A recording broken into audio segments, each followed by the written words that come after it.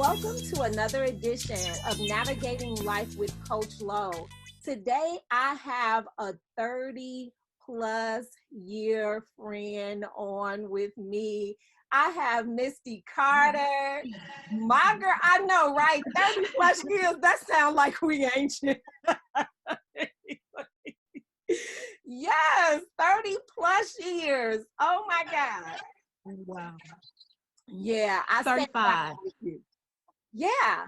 So Misty is on with us, and it is just such a delight to have her on as a guest. Misty has had some really interesting experiences in life that she is going to share with us. Today, we are going to talk about heartbreak, health issues, and the healing process of Misty's journey. It has been a lot, but this sister is here to tell the tea. She's spilling all the tea. She's telling it all. And so I just want to say welcome to my girl, Misty Carter. I am going to turn her over to you to share with you who she is, what she's doing, and what makes her dynamic. Misty, will you please share with our audience just who you are? Who is Misty Carter? I am Misty Carter. I hail from the wonderful city of Chicago. We have a beautiful city. It's been marred with some things, but that's okay. From the south side of Chicago, started in Chicago housing, so regular, degular, schmegular girl from the projects here, who grew up in Inglewood, met a very, very good friend of mine. I went to high school, one of the best high schools, in the city. We went our separate ways. We all took different paths in terms of how we created successes, but nonetheless, we knew we were going to make it, and we did. So I work for a wireless company, have been for 23 years now. I have three kids, a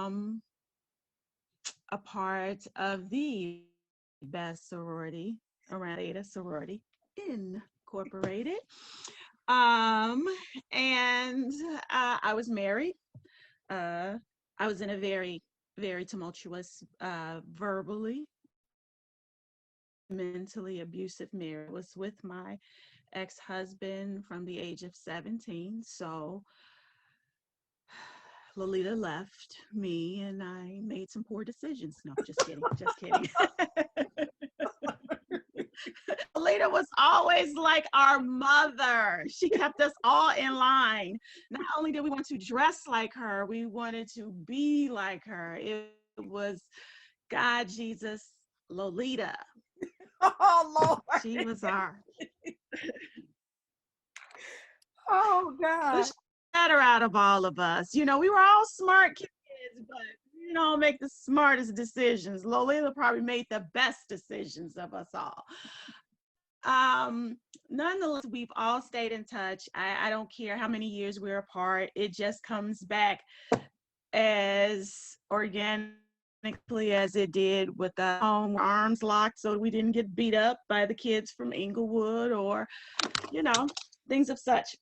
So, then I am a mother of three, like I said, divorced now for 2 years. I am,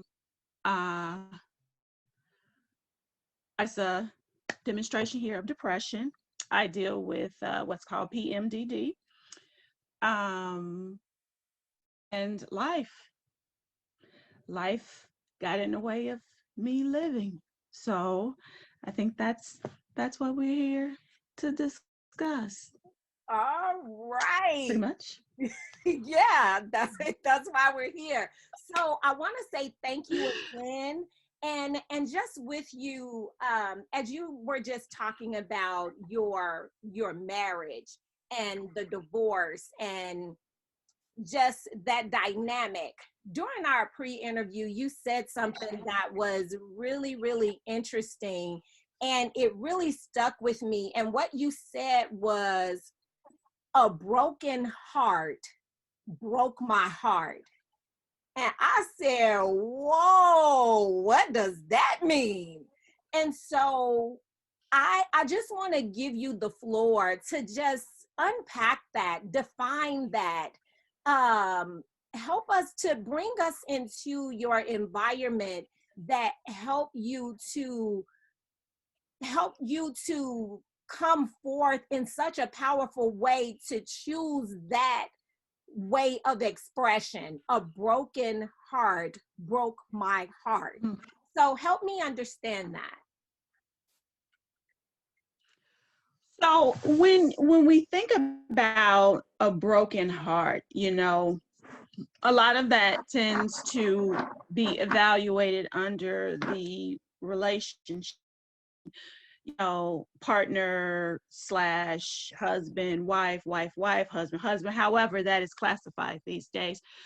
But I think it really kind of takes a step back as it pertains to our community. Any trauma that we might have dealt with as a child, which in my case, I did have a trauma in a sense in my home. I grew up in a home with 4 crack addicts and an alcoholic, and I don't drink or smoke, and people often wonder why, without knowing the backstory. So, I mean, to that avail, when you have disappointment as a kid, or when you're living in situations like that, that can be heartbreaking.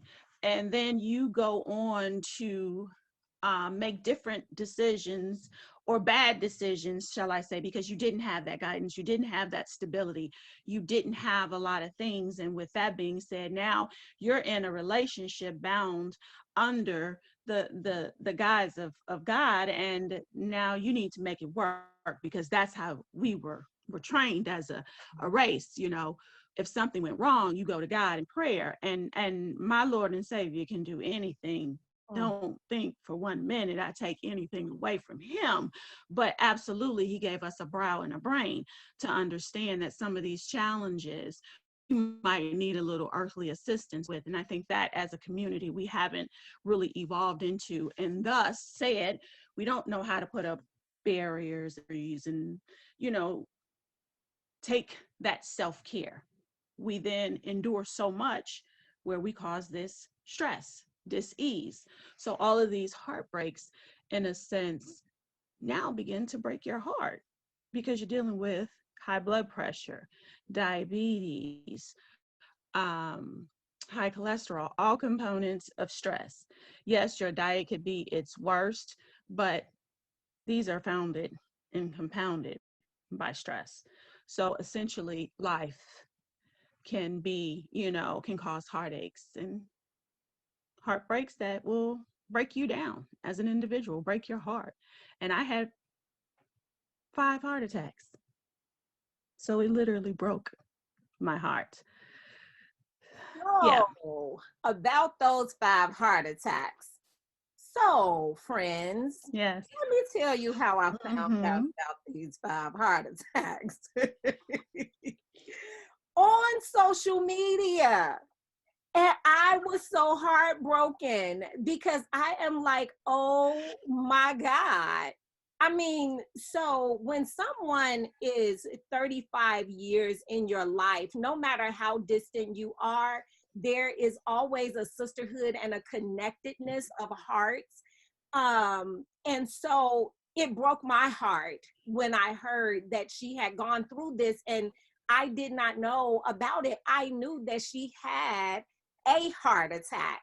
But when she shared how many heart attacks she had, it really, really broke me.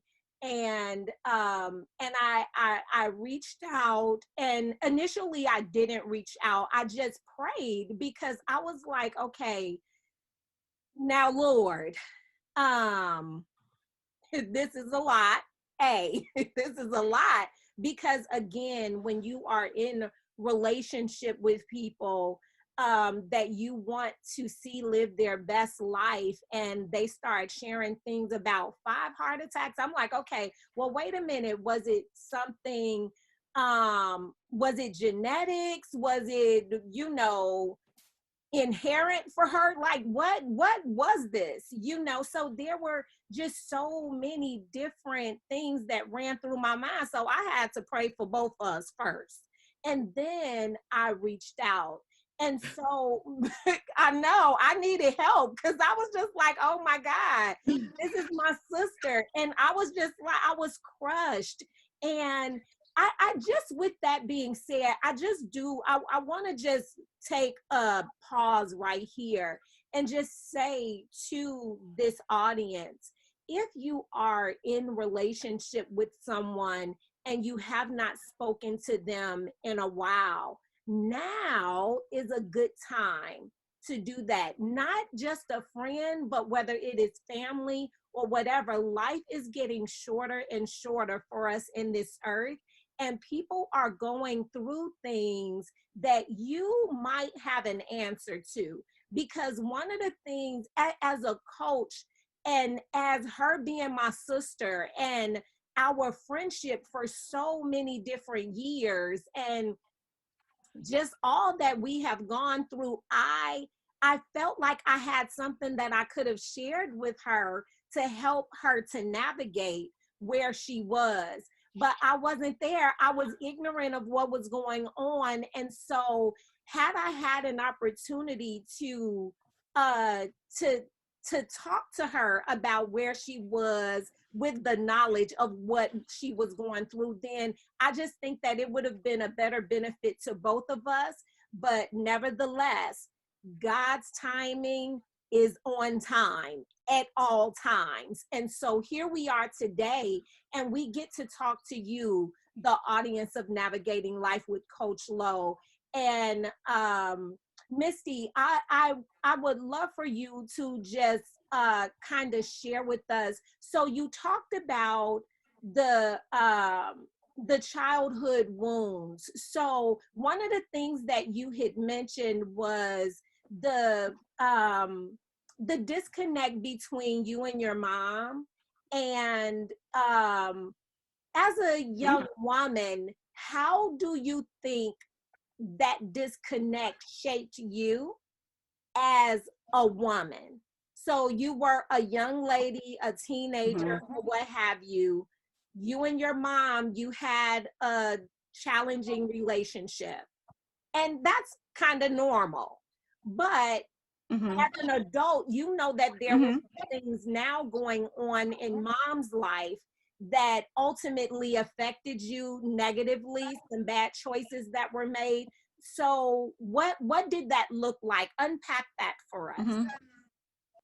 So to that end, one of the things that I have to, be completely transparent about is that the issue, or the I guess strain with the relationship with me and my mom, it didn't start in my teenage years. My mother literally took me to my godmother's 2 weeks. She just wasn't prepared.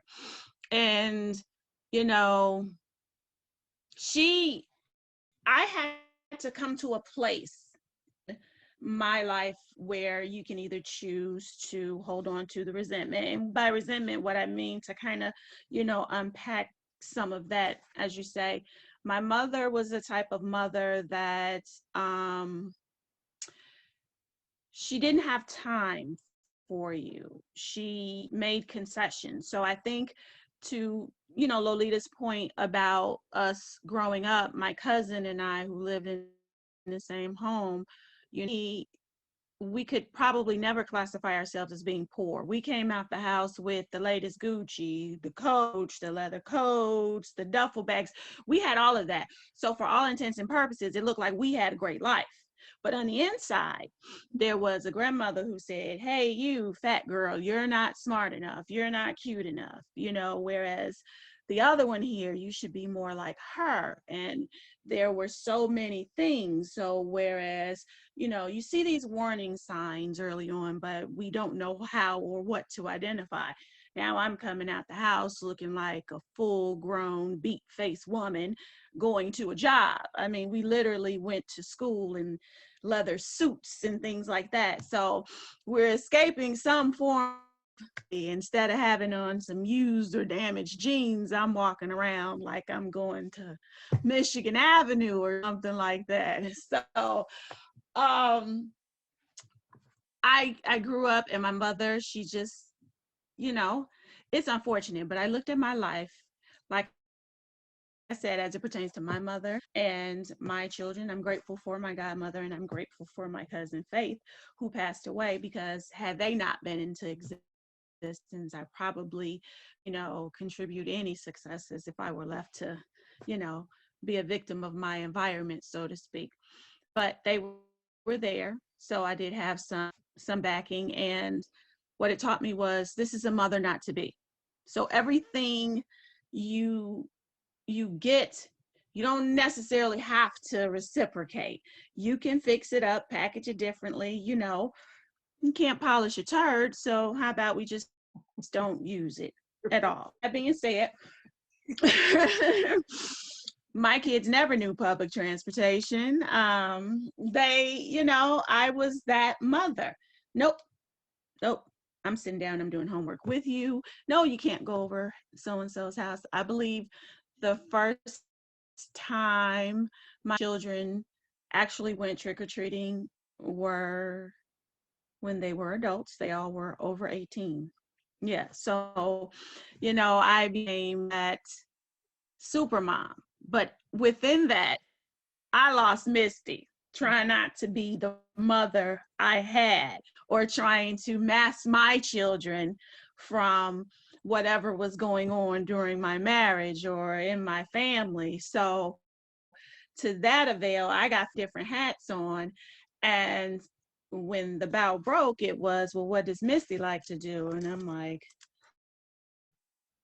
in full, I don't know, because it was whatever my ex-husband needed me to do, or whatever my kids needed me to do, or whatever this person needed to do. That's what I enjoy doing. But if you ask me what I like to do, well, what the hell are you asking me for? My life has been about other people too. So that's kind of how it was. Kind of how it was. Um, you learn some things. So I had to resolve. My mother did the best she could in order for me to have that peace to move on and it not hold me hostage. So That that's pretty much how that is to this day.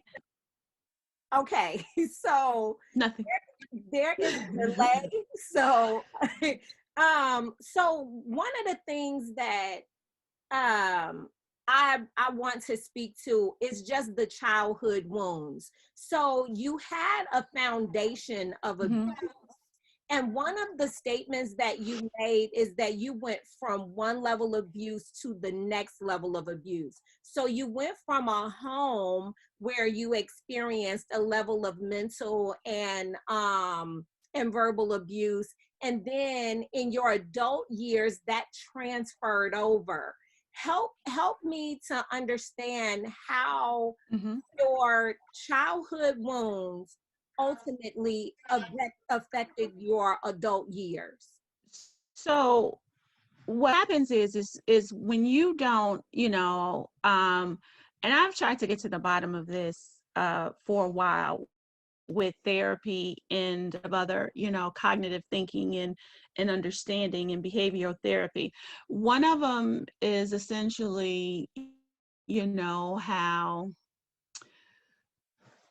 what happens is if you don't have that, strong, I had a foundation, yes, almost like you have a substitute mother, but you don't have a mother. So you still have that missing link, and you then begin to develop this fear and, fixation with abandonment.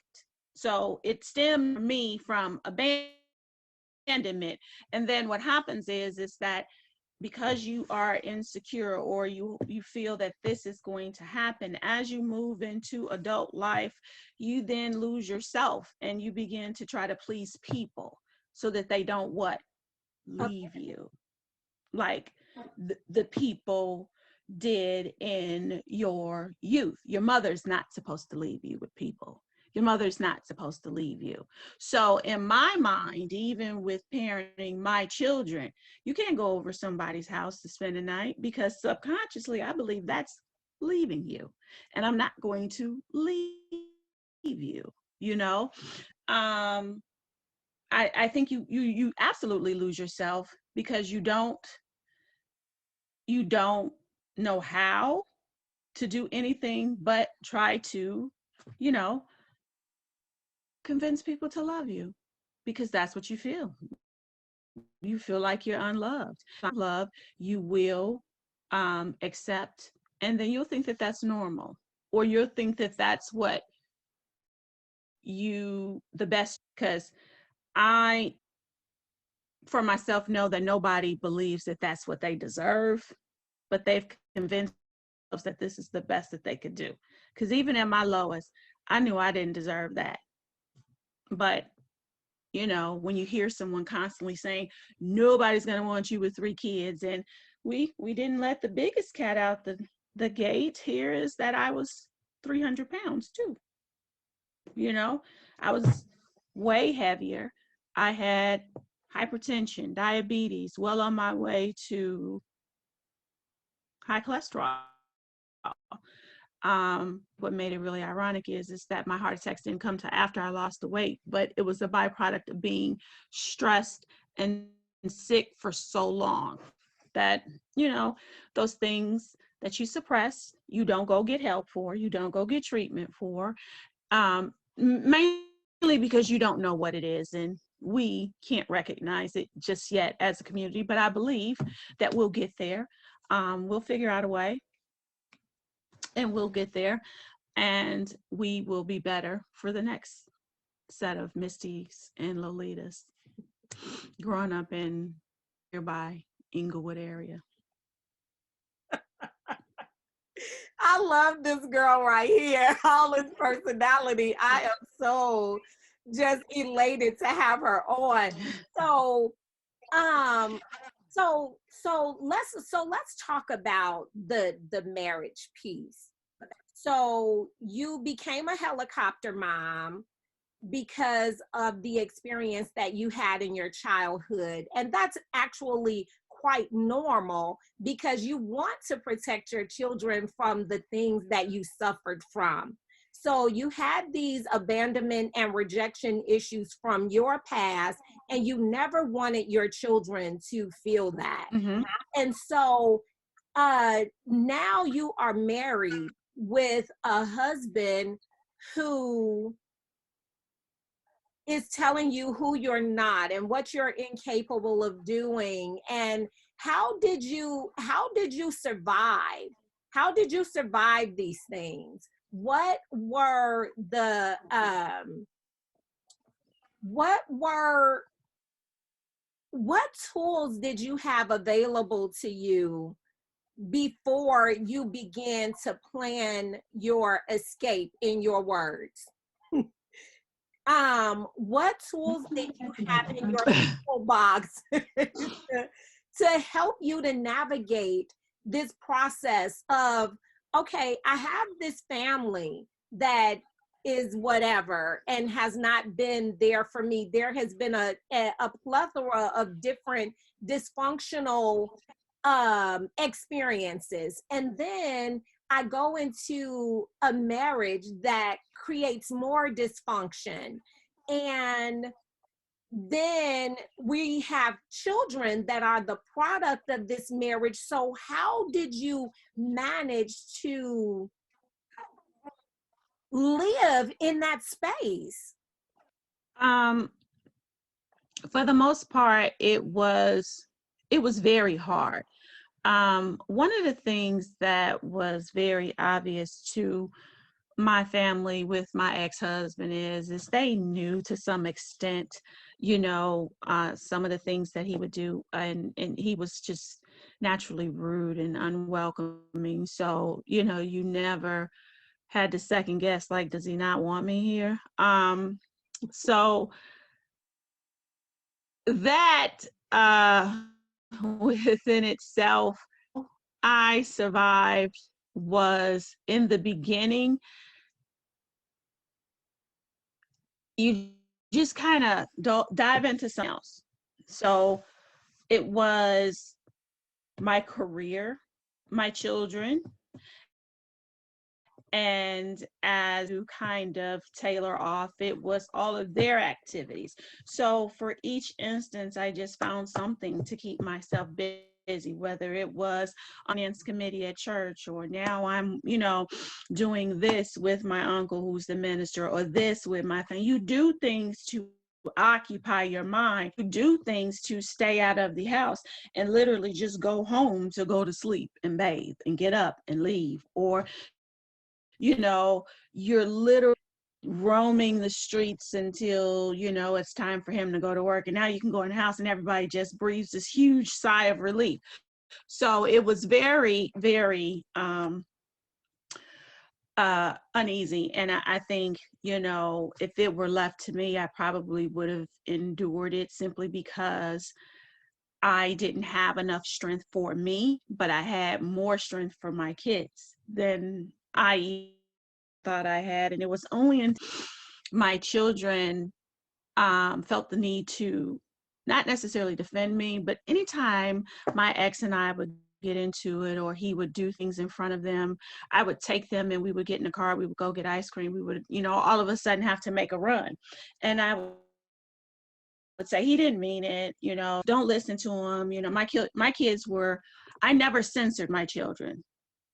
And I've always told my children, and this is only, I don't care who it is, because I was also, molested. When you're, I don't want to say left from pillar to post, because, the people that they were, very responsible people, but, it happened. And I was. So I just, in fear of all of that, I would never let my children go anywhere.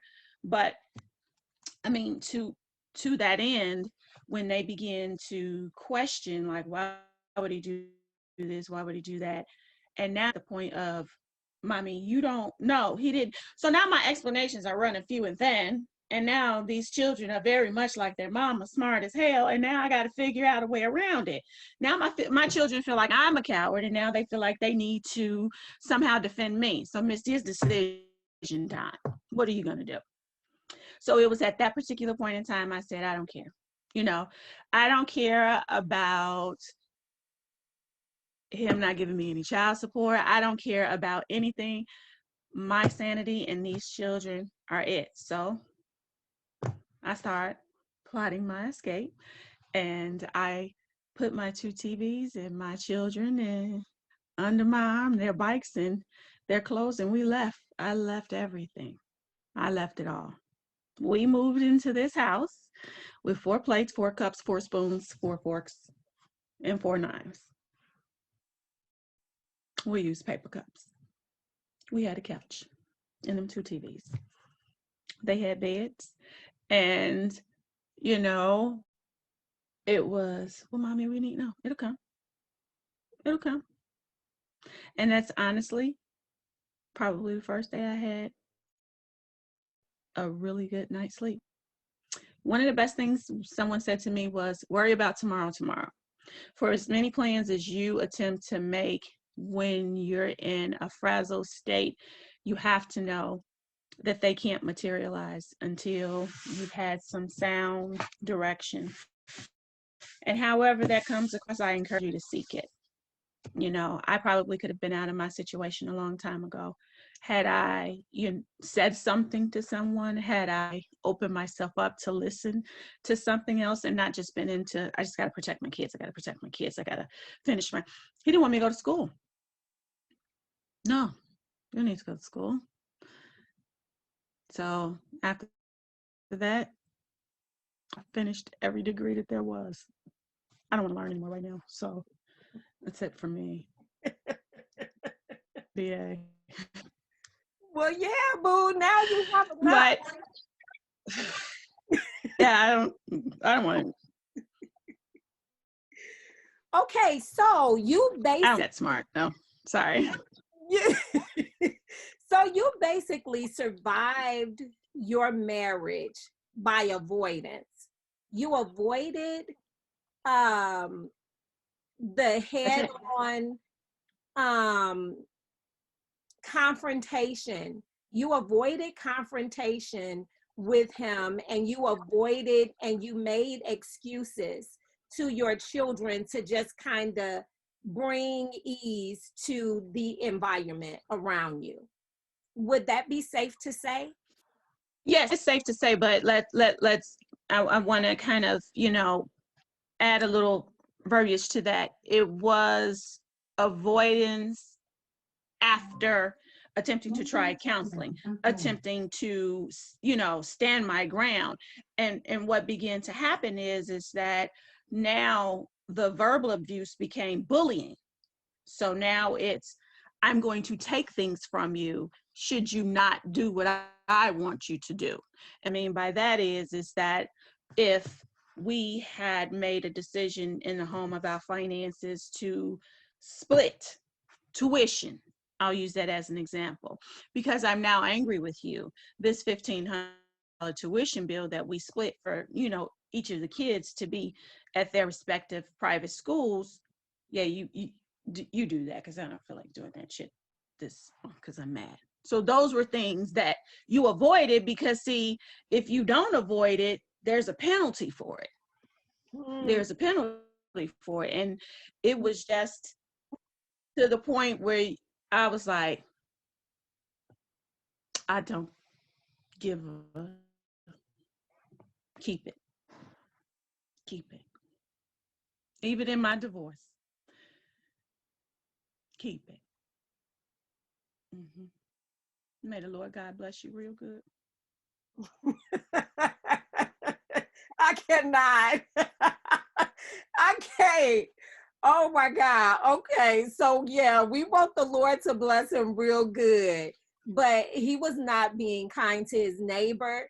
And we would never want anyone to believe um, that is the right thing to do. We do want to bless people as we sever our ties. However, internalizing all of the different things that had gone on in your childhood, and now you're navigating what is coming upon you as a divorce. You had separated, so all of these different things had began to do some things in you. So a lot of times we look at our circumstance, and we look at our circumstance just from the viewpoint of what we're going through, not realizing what it's doing to us on the inside. Hence, you speak to the broken heart. So it wasn't just your childhood wounds, but even things through your marriage and the like. It has just been a plethora of different things that has brought you to this place where Mm-hmm. now you have experienced 5 heart attacks. So when you think about internalizing anything, what are some of the things that you would say to a woman that have found herself in similar situation as yourself? The childhood wounds, the dysfunction of family, the dysfunction of relationships, children being involved. That's a lot of weight. That's a lot going on, but all of these different dynamics are dysfunctional.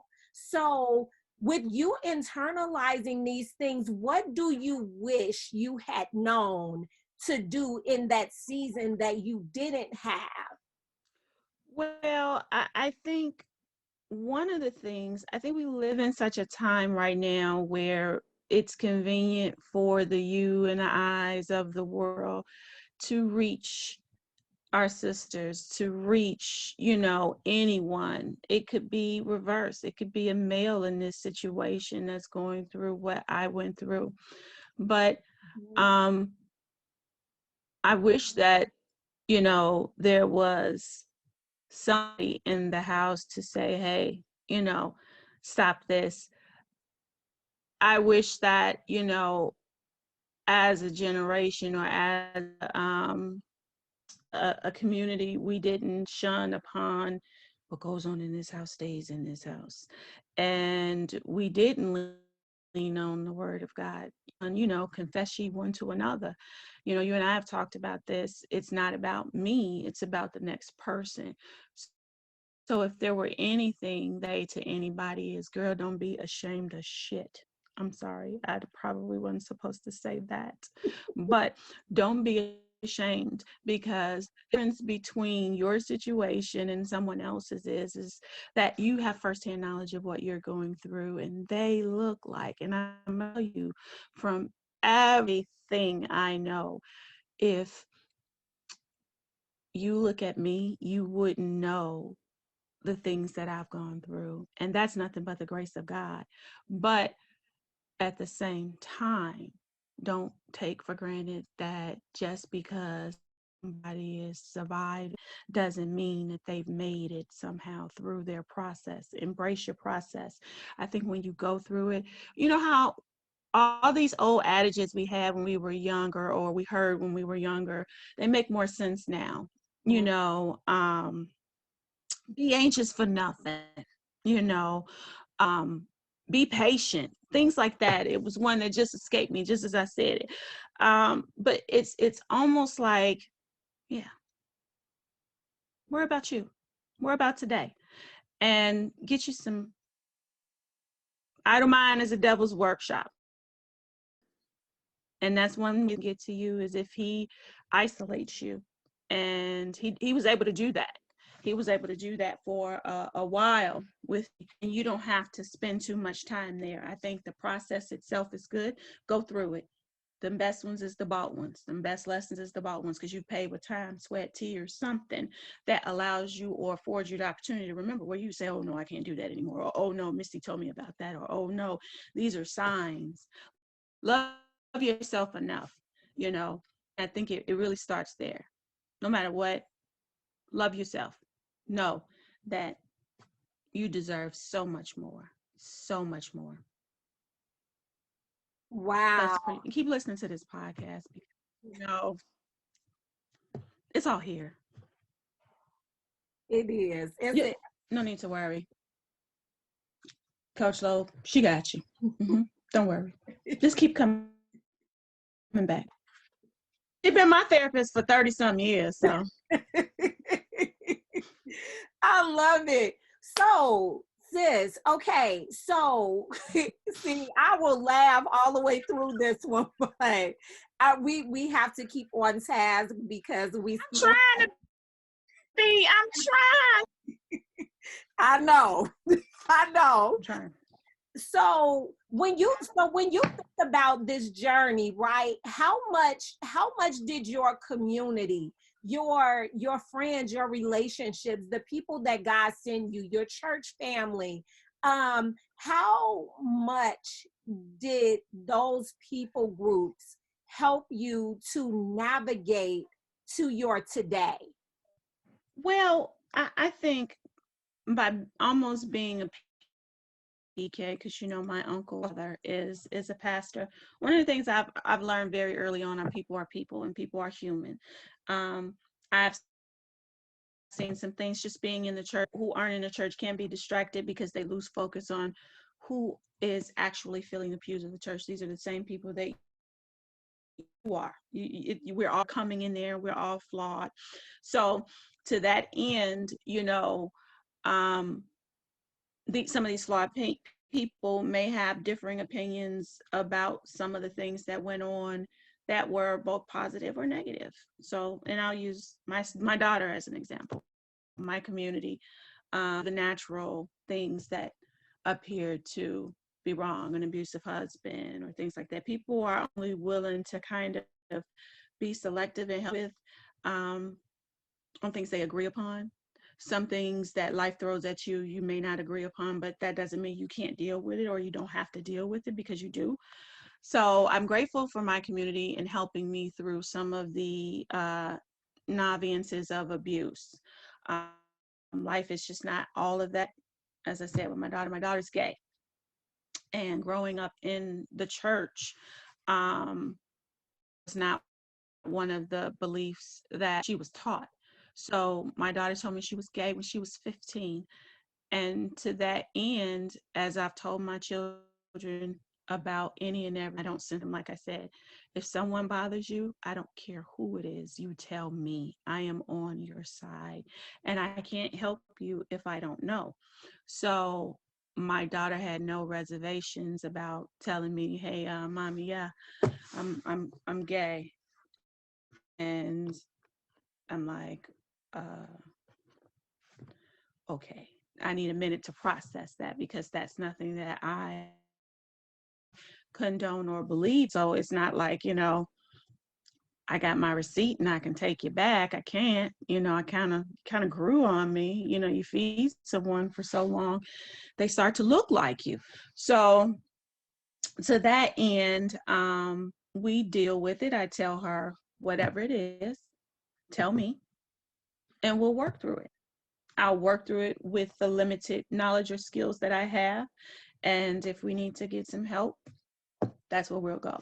So, all that to say, in reference to community, I think if you have an advocate who is true to the truth and not just allegiant to you as an individual, who you have a friend, like you need a friend like a Misty or a Lolita that'll be like, look, babe, love you to death, but that was dead wrong. Yeah. Or here's how we could do better. Right. Or, you know, my friend calls me in the middle of the night. I'm not trying to figure out what happened. Where you at? What you need? And sometimes, a lot of people, we're here to offer our limited expert advice, and we end up kind of it up because we're not the professionals. So if you have a community in which you have those resources available, go for it. But I do one. If you're feeling like something is off and it's not normal, you have plenty of life coaches, you have plenty of therapists. And if you have to progress to a psychiatrist, then that's what you do. But, for right now, I cannot tell you how misguided I was when it came to therapy. When I first went to therapy, I thought, good, great, she's going to have all my problems solved for me. I'm going to tell her what happened and she's going to give me a list of things and it's going to fix it.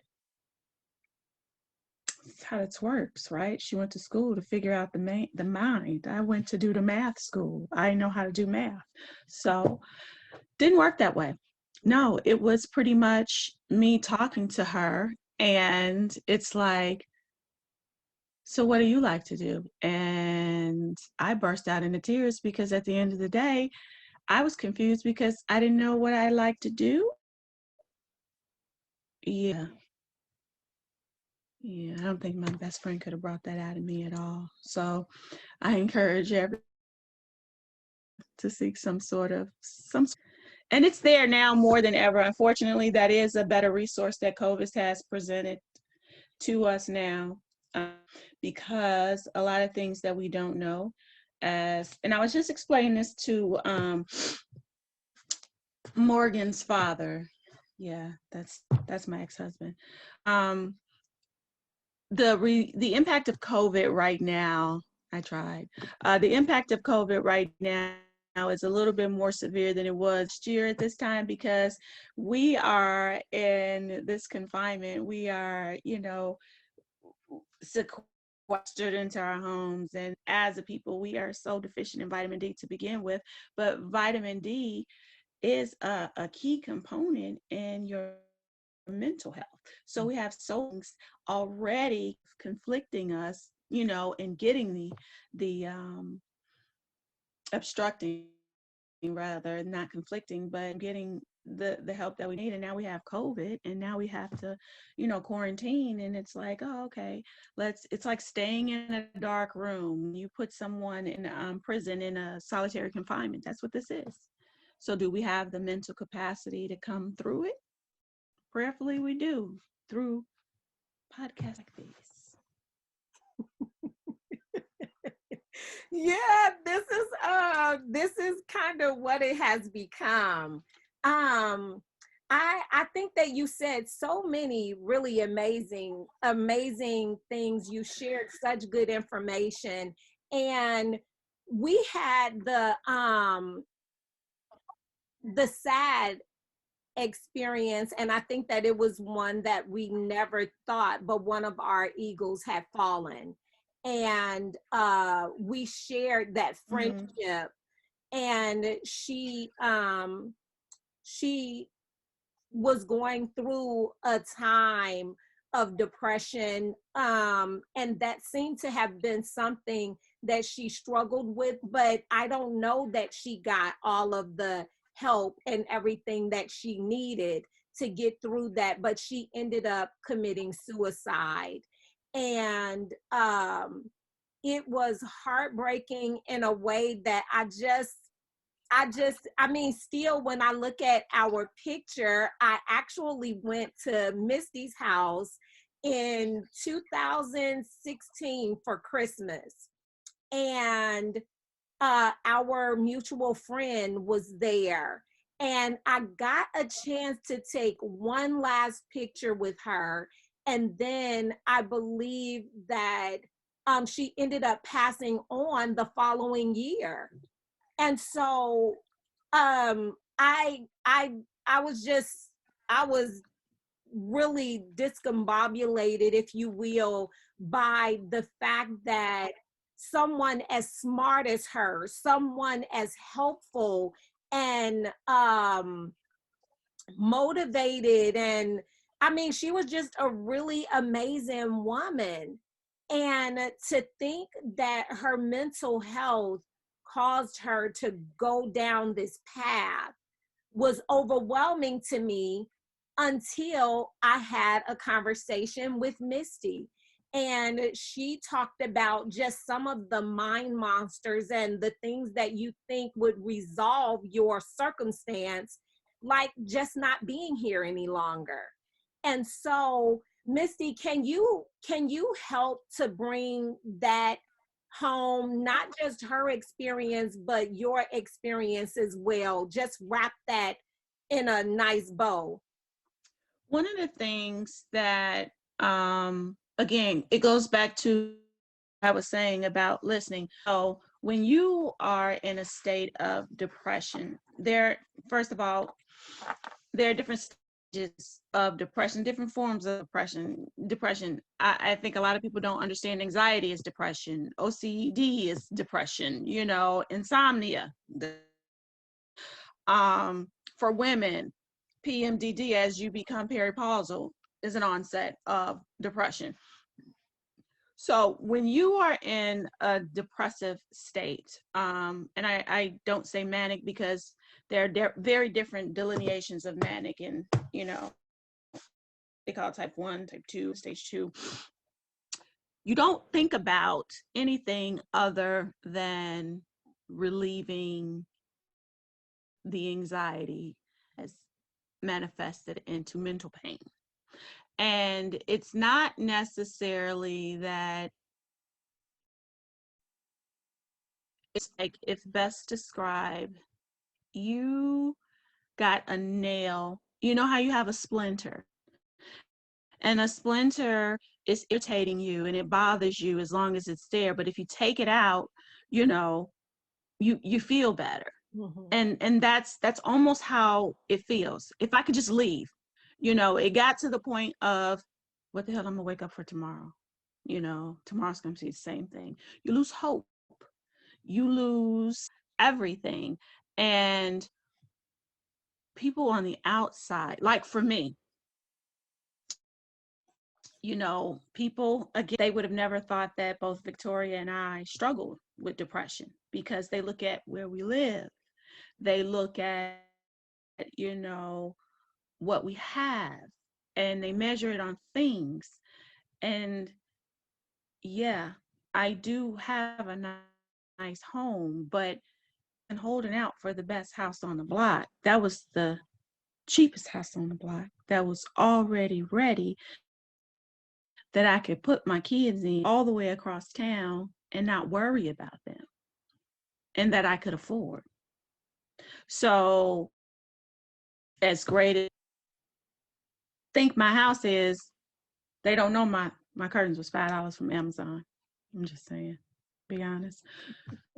So with that being said, you have a tendency to say, but you have such a nice house. You have a great job. You're beautiful.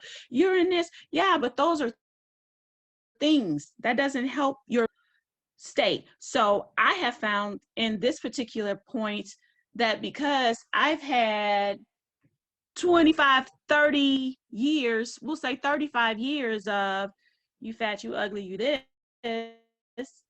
Now that I'm being told I'm aging in reverse, it's like when someone says you're beautiful, it's what you want.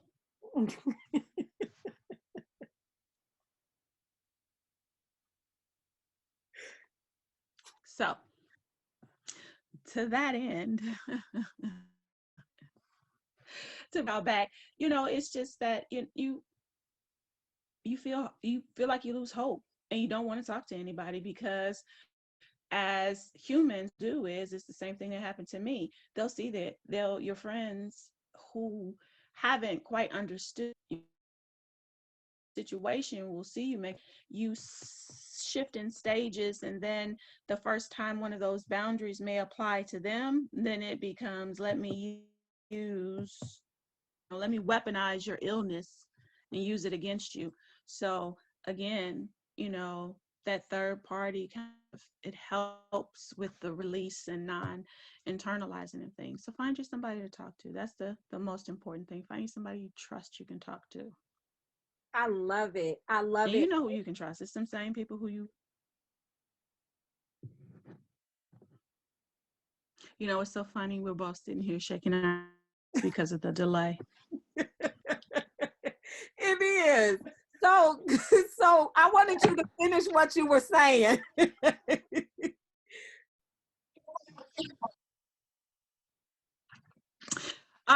Just find you somebody you can trust. Find you somebody you can trust. Find you somebody who is non-judgmental,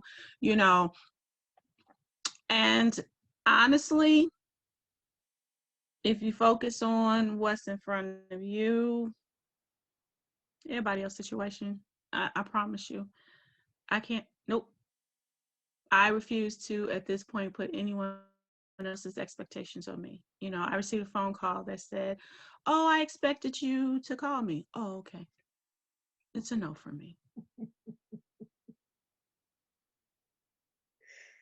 And that, to be honest with you, I didn't even realize that that's where self-love started. I was under the impression self-love, this thing that we speak of, was that warm and tingly, them butterflies when you meet somebody new. No, ma'am, Pam. What that is that anything that brings you anxiety about giving a response that somehow benefits the other person and not you, baby, it's an automatic no. Because if it was something you didn't have reservation about, it would automatically and organically be a yes. Misty, can you go to the, yeah, when? Or Misty, can you, when? No. And it should be that simple. It really should be that simple. And that is loving yourself, because afterwards you realize I'm not under any undue stress about anything. And I can go on about my day. Trust me, it works. It does. It's so true. I loved your experience with your friend, and I can't remember her real name, but you called her Mary Catherine.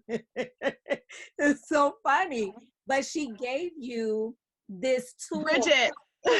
She gave you this tool to help to increase your confidence. And you were to take a picture of yourself daily. And you did that. And I watched that process on social media. And for me to know where you've been, that you are still traveling on this journey, and to see you day by day becoming more alive. making the necessary decisions, saying the necessary no's. No is a complete sentence. You don't have to have any explanation behind it. Complete sentence. No, not doing that, not calling you, not going with you, not, I'm not, period. That settles it. And so we have to stop, like Misty talked about earlier. She talked about people pleasing. People pleasing come from a place of insecurity and a need to have approval from other people. You approved by God, and he loved you, period, in spite of you, your flaws and all. So if that's what we have to go with, then that's the best bet, period, and thank you. So there has been a Mm-hmm. lot.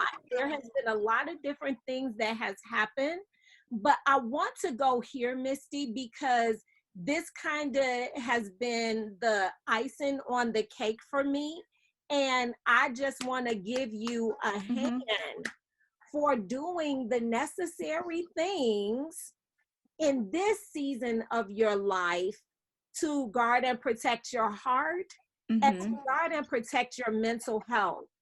You recently lost your father. This will be your first, it was your first Mm-hmm. Thanksgiving. It's going to be your first Christmas. It's going to be your first turn of a new year without your dad. Your dad was your buddy. That Mm-hmm. was your dude. Y'all were tight. And he told you the things that you needed to hear. And so he was your cheerleader. And he is no longer here. Yes. But you are, and you are thriving. Help us understand what are the things that have kept you alive despite losing one of your favorites on the planet.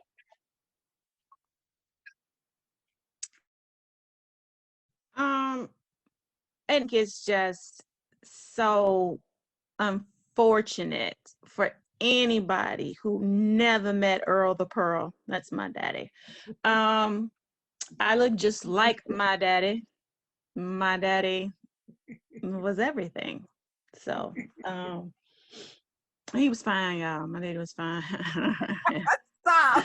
But one of the things that they don't believe me. Hold on. Y'all, That's that's her daddy. daddy. Ain't he funny, y'all? That is Earl. That's my daddy. It's so funny because one of the things about Thanksgiving, my family in Vegas, I told you there were two people, my godmother, Faith, who kind of sustained me, and Faith is here. I keep them all surrounded. So if you ever try to break in my house, I'll leave my angels and they protect me. So you're not going to get me. You can take anything you want downstairs, but you can't touch me. Um, one of the things they insisted on was me not to be by myself. My father was absolutely, just to kind of put the icing on what Lolita said, my father was absolutely the individual. When I had my children and I looked up at the end of the bed, my daddy was there. My daddy, you know, I never got a whoop. I could explain some things. My father always, he knew me, and he knew that night I had one of these eruptions or something like that, it was because you did something to me. He knew. I'm not, I'll finish, I won't stop it. So it's hard, but I had to make a choice with that. You know, I sat bedside from the time he was hospitalized to the time his last breath. My daddy saw my face, and it was hard, but to see a man who had so much pride and love for his family kind of dwindle down to nothing was harder. And the night before my father passed, I told him, I said, Daddy, I'll be okay. I need you this I'm gonna be okay. I'll make sure Deanna's okay because you know my little sister has Down syndrome. I said, I just need you to rest. It was hard, but because my father was who he was, when I did cry, standing over him, my father, for whatever reason, he always felt like I was that little girl. So when I cry, you sit in your daddy's lap and he just, tell you it's gonna be okay. Well, that's kind of hard from the hospital bed. So if he saw me standing over him crying, he naturally, come on, stop crying. No, but no, daddy, I break you at this point because you're about to buckle too. My daughter had a charm made and I wore it every day.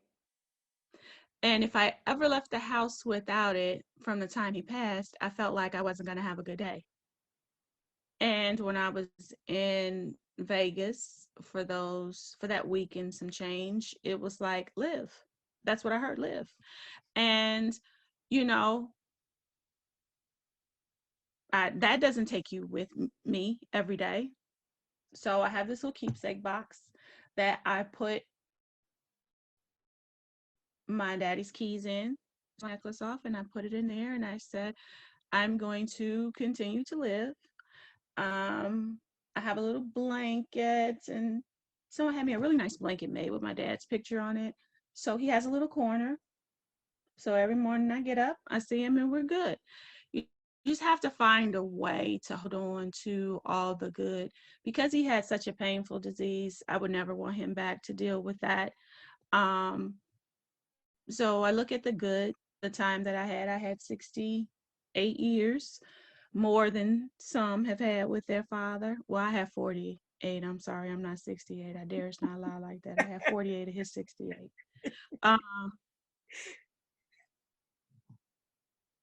Because I'm fighting 49. I mean, I want to keep breathing and all, but the wrinkles are real. So I would say just go through the process, cry. Don't ever let somebody tell you to stop crying. You cry too much, you might need some help, but you know when to figure that part out. But go through it. I think avoidance, you know, um, pretty much drags things out longer than they have to be. That's why I was probably married longer than I should have been. Yep. So it's hard around the holidays, but it's hard any day when it's somebody that you really love. So that's that. I hopefully answered the questions correctly. You said exactly what you needed to say. And that's what this is, your story. This is about you. This is about how you have navigated through the journey. And somebody needed to hear your story today. You know that it is necessary sometime for you to do some of the things that are uncomfortable in order for you to get to your next. Mm-hmm. You know, um we didn't talk about this, but And it is something that I want people to know. One of the things that Misty shared was just how dealing with depression and the stigma that comes with that, she was not open to taking medicine originally. She talked about the outlook in the church and that God could fix everything. And there are some issues that we struggle with that God has raised up doctors and specialists to help us to navigate through.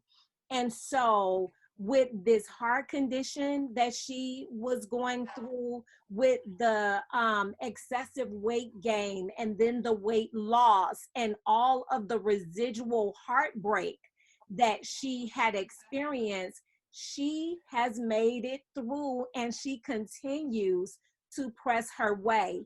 And so I just pray that that has been an encouragement to someone today. We are not going to keep Misty any longer, but I will ask her for any last things that maybe we did not cover that you wanted to say to the audience of navigating life today.